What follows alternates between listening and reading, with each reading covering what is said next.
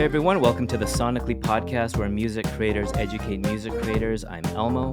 Today we're joined by one of the most talked about groups redefining what it means to be a global boy band in the digital age, the Elevator Boys. What began as a viral TikTok collective in 2021 has quickly evolved into a full-blown cultural phenomenon. In 2023, they made their musical debut with Runaway, followed by their EP, Scared to Love, and now they're gearing up to release their brand new single, California, with a second album on the horizon this fall. In today's conversation, we'll talk about the evolution from influencers to artists, how they write music as a group, and what fans can expect from this exciting new chapter. So without further ado, let's welcome the Elevator Boys to the show. What's up, fellas? Wow, sounds good to hear that intro from Thanks you. for that Usually we intro. have to give the intro ourselves, and you do it way better.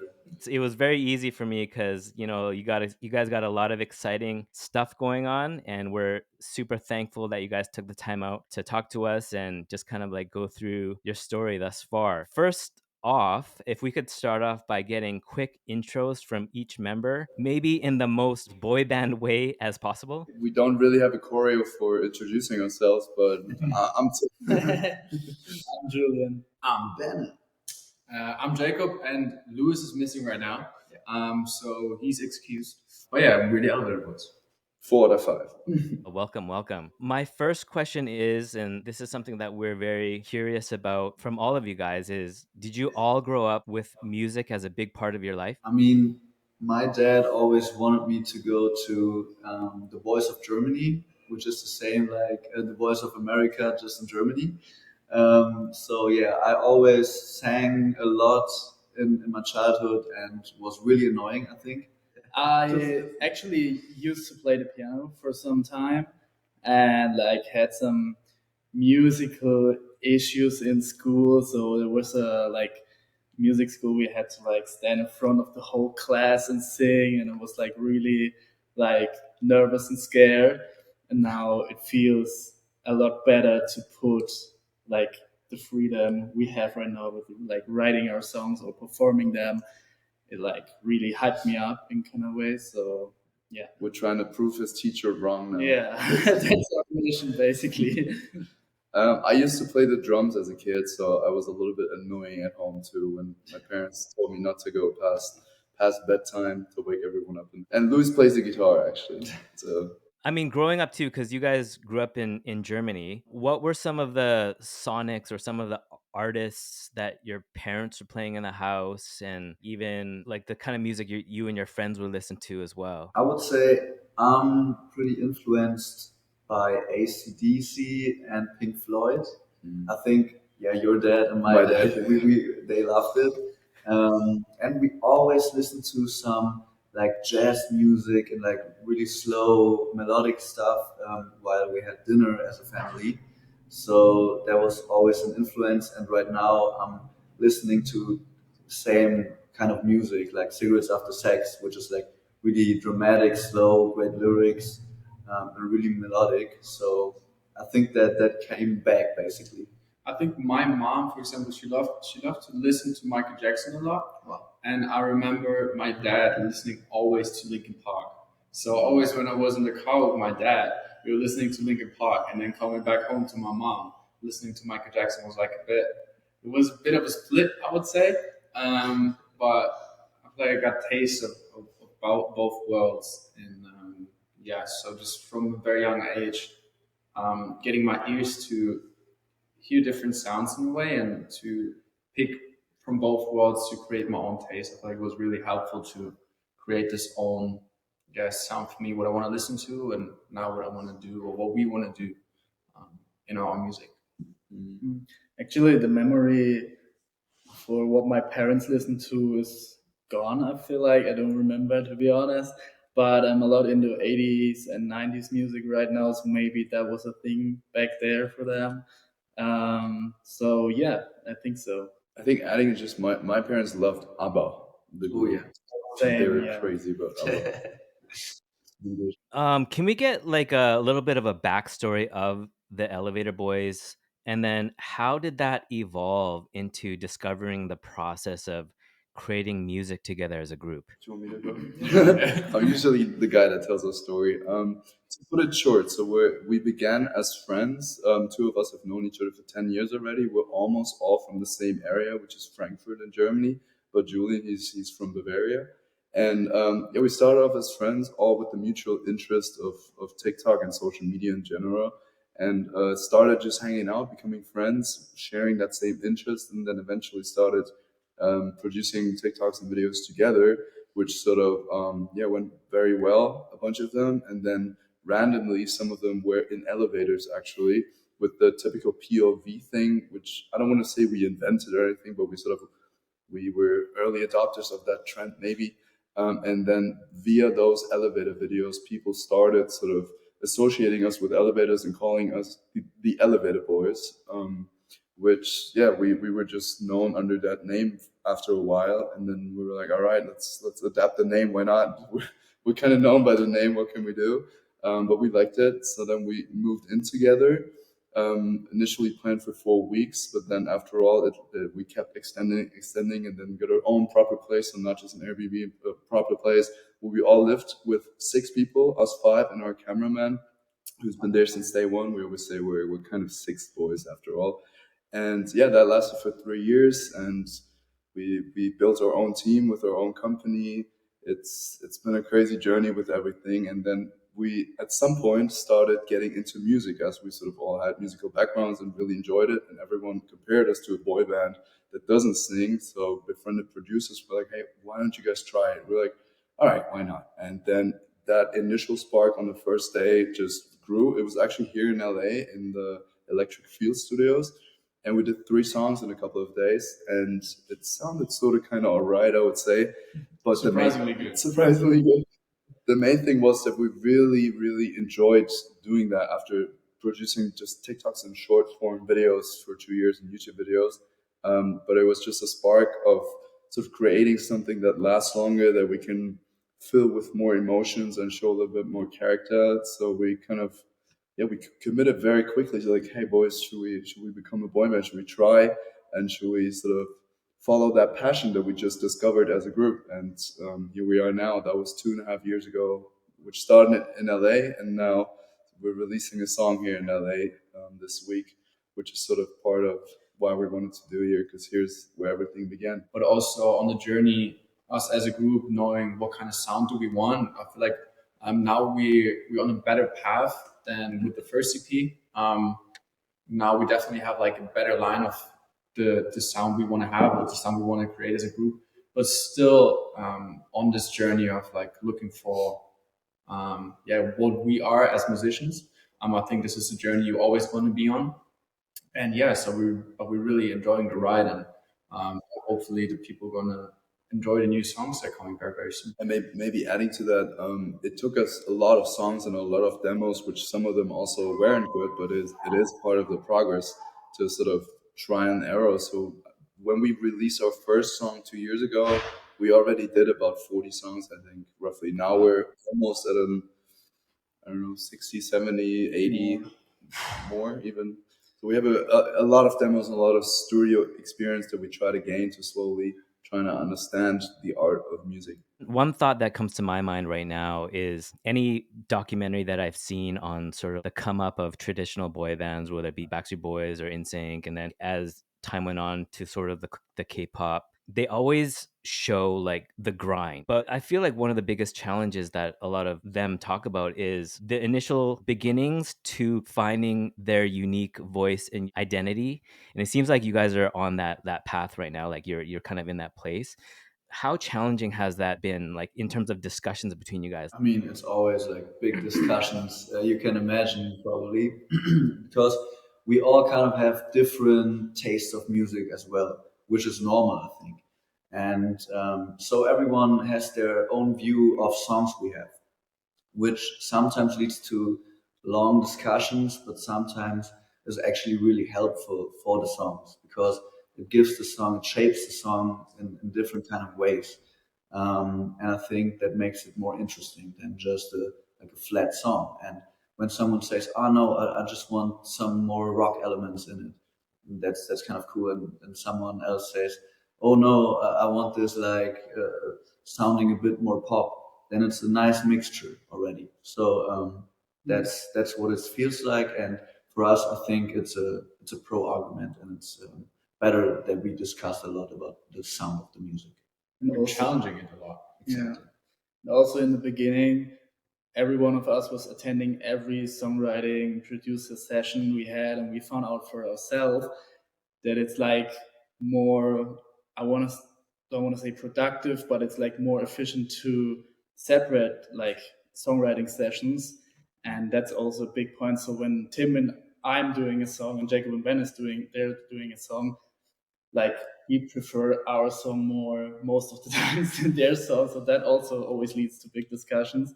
But I feel like we're really good in discussing, and it's really like leads to the right way. And when we can all agree on one song, hopefully then we can make a right representative decision for us as a group and also for the taste of the people out there.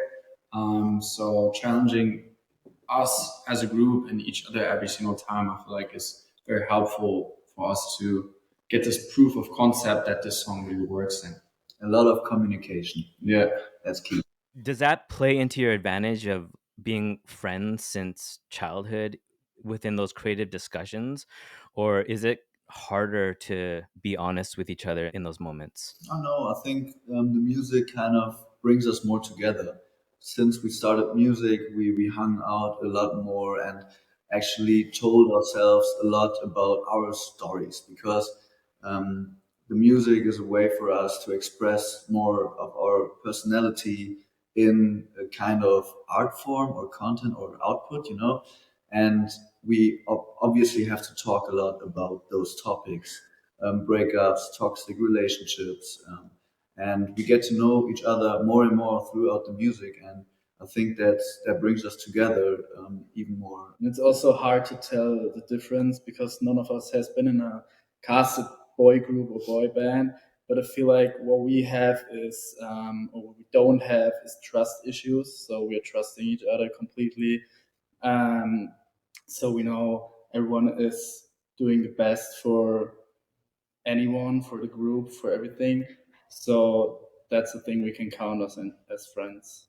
Yeah, you guys probably are able to push each other because of your relationship, like kind of motivate each other to get to that next level as well. Which one of you guys is more of like the motivator in the group? Oh, that's gotta be Jacob. He's really a perfectionist, I would say. yeah. So always a lot of loops. What can be good, but also not only annoying for me, but also annoying for the guys. I think a lot of the time, I feel like because I then get pretty quick into my head and like, is it good or not in a way, and then Overthinking. yeah, and then like Ben said, like taking these loops sometimes, not even on myself, but also like for when it's group related.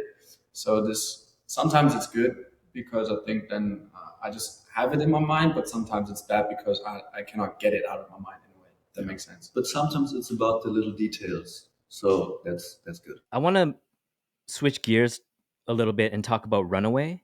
That was the debut single. It hit millions of streams very quickly. In the lyrics, there's a line that reads, "Let's get away and we can find a place where no one knows our names." There's a recurring theme of escapism and freedom in the song. Was that something you were all personally feeling during the time you wrote this? I think yes, to a certain extent, for sure. Because at that point in time, us as Elevator Boys existed for about 2 years, and sort of people have gotten to know us and known our names, and sometimes, or a lot of times, we take pictures with people in the streets, and sometimes we have to be careful about what we do in public spaces and everything, which is obviously an amazing, it's a gift, and we really appreciate it and are thankful for it. But it also comes with sort of pressure and a lack of privacy, if that makes sense. So the thought of us sometimes taking a week off or being somewhere without having to sort of 24/7 represent an elevator boy, to just let loose and be a human, it did come in our head. And sadly, it doesn't happen very often, but we learned also through that it's important for us to sometimes take those little breaks. So Actually, in August we're having our next vacation. Finally, the next one will be in New Year. So it's always one in summer and one in winter, and the rest of the year we pretty much we're together 24/7 and yeah, working, hustling, which is a fun thing. But escapism is important for us, I would say too. Yeah, absolutely. And I kind of feel like for the songwriting process as well, it's almost as if you have to get away and live life and have moments of ups and downs to write that next project. Do you guys find that when you do take a break that you're trying to just live your life normally? Yeah, I think you have to remember yourself constantly that it's not normal what we do over the last 4 years. So actually, we always like try to be as normal as possible to each other and like go back to our roots and like visit our old hometown boys and like visit our family. Yeah, sticking really close to them is really getting more and more important to us. Because yeah, when you just live in that kind of like superficial reality, it's it's getting to your head, and we try to like be really on the ground and be like normal guys like we used to be, and that's how we see us ourselves. So we're just normal boys from small village in Germany. So yeah, I think that's really important. We're just now living in an extraordinary world or bubble, like Ben said, I would say. I think to make this understandable, if you experience like living an extraordinary life or extraordinary events every single day, they also start to become normal at a certain point. Because we all know, like, we're humans and we get to get used to stuff so quick. So then trying to find something when you're already living on this extraordinary life for you start to feel normal, trying to find something even more crazy, I feel like it gets hard to get this excitement again. So sometimes just like taking a step back and ground yourself and go back to your family and friends, or just like have these normal experiences really help and to take another step forward to really relive this extraordinary or these extraordinary moments again, to really let them fulfill you, to not always live in this constant rush. And I feel like I wouldn't say that we mastered it, but we're on a good way to balance it off together as a group. And yeah, also if there's one lacking of this excitement, we can always exchange it in between the group and just like on different angles to help each other. So I feel like this is definitely a big USP also for us, like in our friendship, to have this. You have your buddies around along the ride the whole time to stabilize yourself as well. That kind of transitions to my next question about the title of the EP, which is Scared to Love. And it was so packed with emotion, love, heartbreak. Given your guys' schedules, given like the way that you live your life in terms of work, were the stories that were represented on the album based on personal experiences, or were they fictional narratives that you guys created? I mean, of course, they were like based off personal experiences and things we talked about, and yeah, of course, it's not easy to love someone like you want to love someone when you are in a group and when you have a lot of work and like all these kind of stuff. And of course, like we wrote a lot about like toxic relationships as well. That's what we experienced, or some of us experienced too. Yeah, that's part of our lives too, and we're super glad that we finally can talk about it. So does that fear of being in a relationship still exist today, or has this EP created some sort of resolve in that feeling? I feel like the whole writing and producing process was a relief for some of us in some ways. It's not like when we write a song that's about a heartbreak that everyone experienced the same heartbreak, but like there are different influences from each one of us going into that song. So that's like also part of the writing process. We're like setting a topic mostly based on the mood or the stories that happened before. But I think it leads to a lot of understanding for each other. Yeah, definitely. So when we are in a studio, of course, we talk about the topics and we talk about our experiences with the topics. So I think that that's a great outcome. So the understanding is like the best thing which came out of it, and now we feel each other in our situations, and that's always the best thing in a friendship, you know. But now, like, what is about to be released is feeling a lot different than that scared to love type of theme. Your next release is California. What can you tell us about the inspiration and vibe behind this new single? I think a major thing that made us write and produce California or co-write it was that a lot of our history, a lot of Elevator Boys, the start of it was sort of started here in California. When we started off, I think after a few months we came to LA, to this sort of Champions League of entertainment here, and met so many people that welcomed us with open arms, which we were really excited about, and made a lot of friends. And actually, when we're releasing the song here, we're throwing a big barbecue, which has become a thing for us to invite everyone over and celebrate that friendship that we found here in California. So I would say California is definitely part of Elevator Boys' roots. And since we haven't released in a while, we thought we'll do something that feels personal, that has story background for us, and leads to the roots of where it partially all began. California has created some amazing memories for you guys, I'm sure, in such a short time. Are there any sort of standout moments where it's just been like worlds away from where you guys grew up? There's many. Yeah, I think every single time when we're here, I think the biggest changing moment was just when we were in the studio here the first time, and then we're sitting in an Uber going to the Lakers game, all squeezed up in the back, and then we all decided to do music together. I would say this was the biggest change because we were all squeezed up in it, and then it was kind of like not really silent for a moment, but then it started to be like, so guys, what do we think about the music? And everyone's like, oh yeah, it was so cool. And like everyone then just like started like a, I don't know, like a firework, just like everyone, yeah, okay, that's it, yes. So I feel like this was the biggest changing moment, I would say.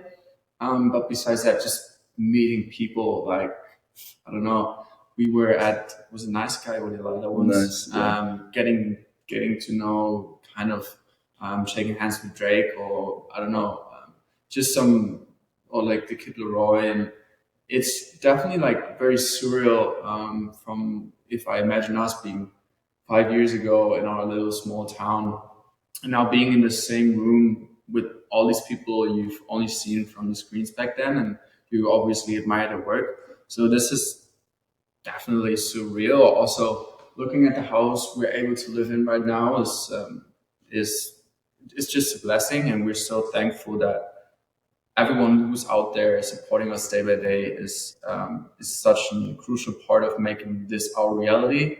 So I feel like we're just like trying to give it back to the people, and now also coming back to California. Um, the people gave us back then the chance to be able to go to California to experience this world, and now maybe giving them kind of back the good vibes they enabled us back then to have them experience them here in LA. We're trying to send this energy back to them at home, hopefully. So, for this particular song, California, and for the following songs that you guys are working on to release later on this year, what has the creative process been this time around? Like, how do you divide roles in the studio? I know you guys talked about lyrics and concepts, but like, what about the melodies, production ideas, vocal arrangements? Has there been an evolution in terms of these roles between Scared to Love and this particular project? Everything is an evolution for us for sure. And this time around, we also had the blessing to work with new teams that we haven't worked with before, which was definitely a blessing. We had 1 month of songwriting camps in February. It was in Sweden with 2 teams, and one in Austria, where we actually flew in people from here, from LA.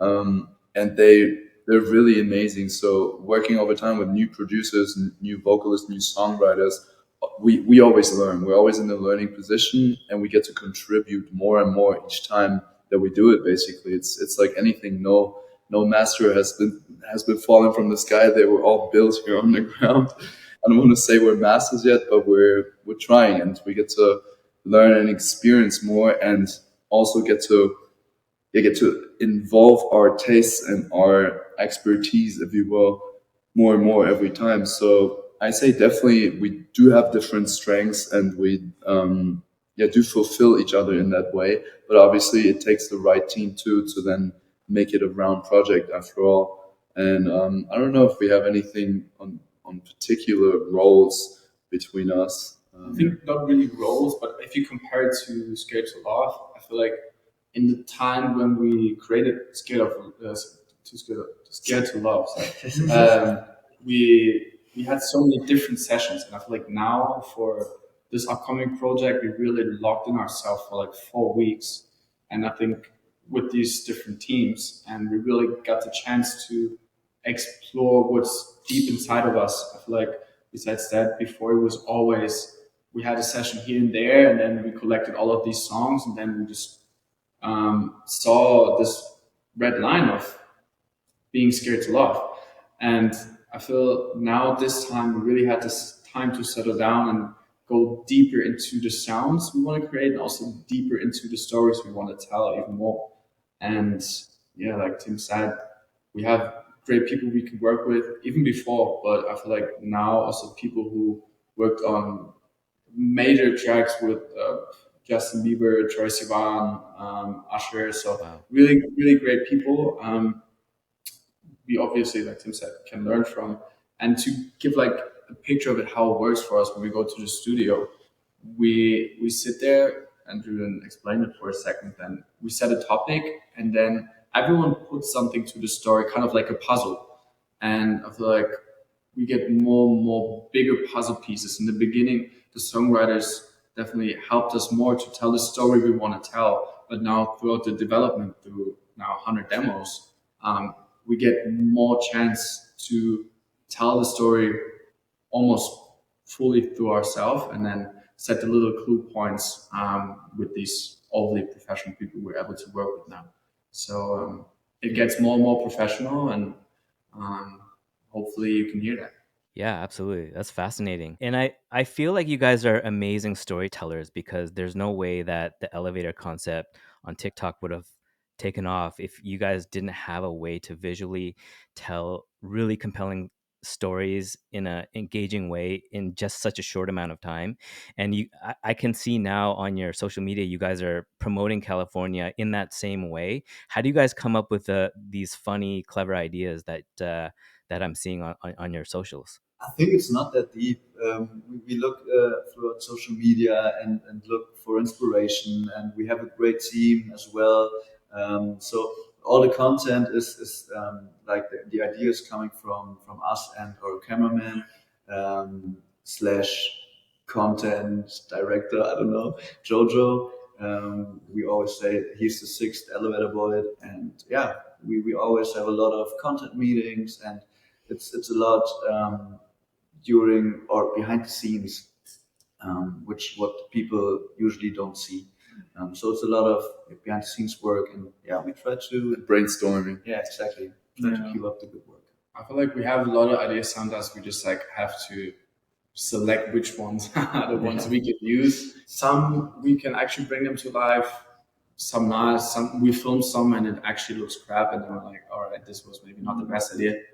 So yeah, and then some videos make it out, and some videos happen to perform well. The last question is, as you know, we are a platform with a mandate to educate the next generation of music creators.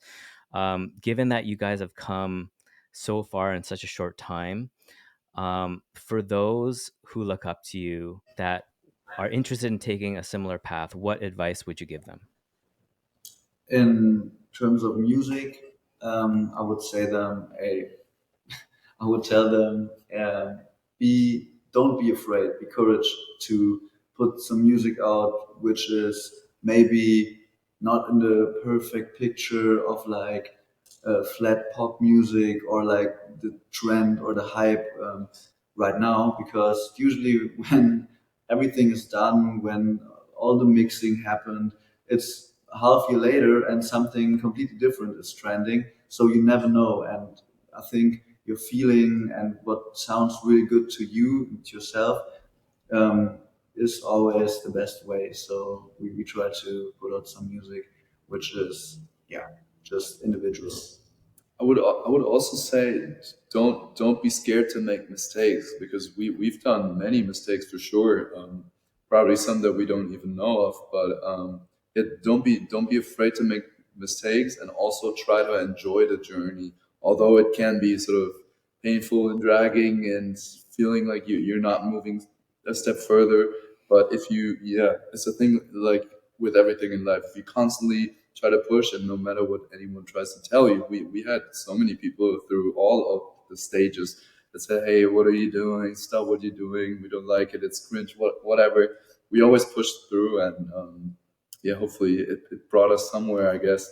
And yeah, I think that's the main thing. Try to enjoy the journey, and don't be afraid to make mistakes.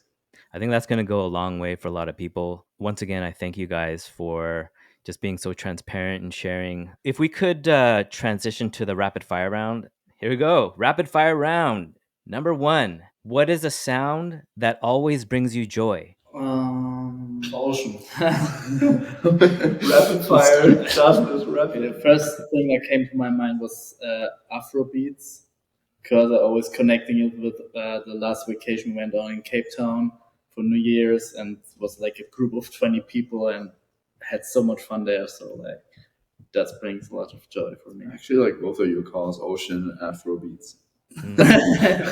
Agreed. I'll jump on that. Rapid. What is your reaction or facial expression when you know you made some heat? Can we do like a 3, 2, 1 countdown? Yeah. 3, 2, 1.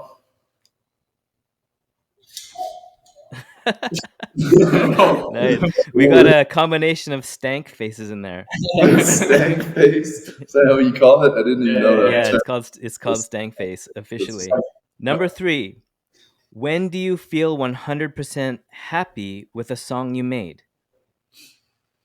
When everyone agrees, that's a big relief.